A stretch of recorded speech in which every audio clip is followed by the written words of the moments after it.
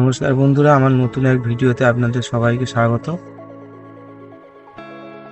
হঠাৎ ঘুরতে ঘুরতে চলে এলাম ক্যানিং থানার অন্তর্গত কেল্লা ব্রিজ দেখার জন্য।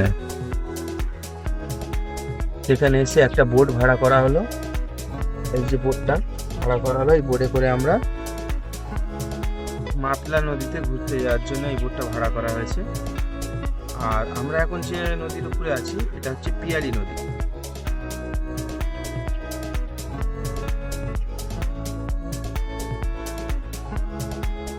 আমাদের তেমন প্ল্যানিং ছিল না যে এখানে ঘুরতে এসে আমরা বোট ভাড়া করে নদী ঘুরতে যাব। আমরা এসে ওখানে ঘোরাঘুরি করছি, চার চাকাটা দেখে হঠাৎ একজন মাসি এসে বলল, দাদা আপনারা কি বোটে করে ঘুরতে যাবেন?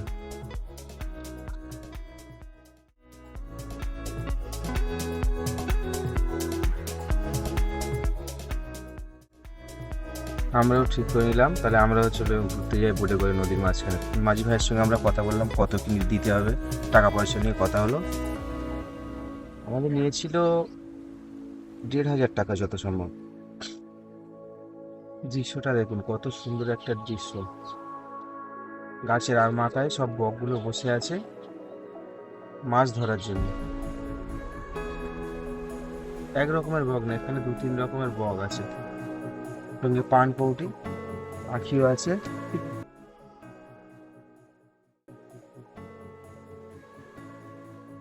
আমরা প্রায় 4 ঘন্টা পড়েছিলাম, 4-4.5 ঘন্টা পড়েছিলাম। সুন্দর, খুব সুন্দর জায়গা, আমাদেরকে ঘুরিয়েছে। চারিদিকে নদী আর সবুজ জঙ্গলের মাঝখান থেকে আমরা ঘুরে খুব মজা পেয়েছি।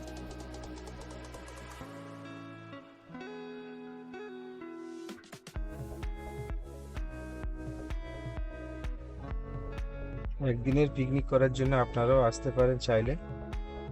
খুব দূরে না, কলকাতা থেকে 60 থেকে 65 কিলোমিটার দূরে এই জায়গাটা।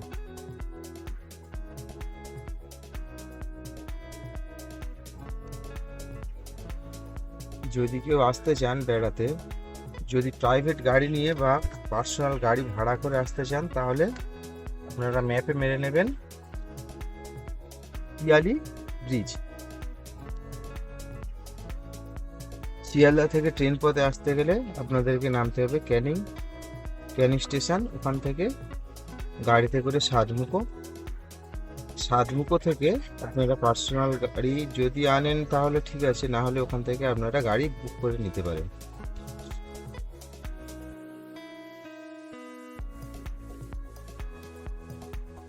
বারুইপুরের দিক থেকেও আসা যায়, আপনারা শিয়ালদা থেকে ট্রেন ধরে বা যেখান থেকে ট্রেন ধরে বারুইপুর স্টেশনে নেমে ওখান থেকে আপনারা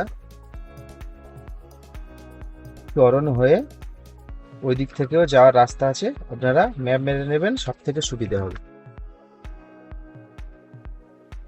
এখানে আমার ভিডিওটা শেষ করলাম। জায়গাটা কেমন ছিল, ভিডিওটা কেমন হলো আপনারা অবশ্যই জানাবেন।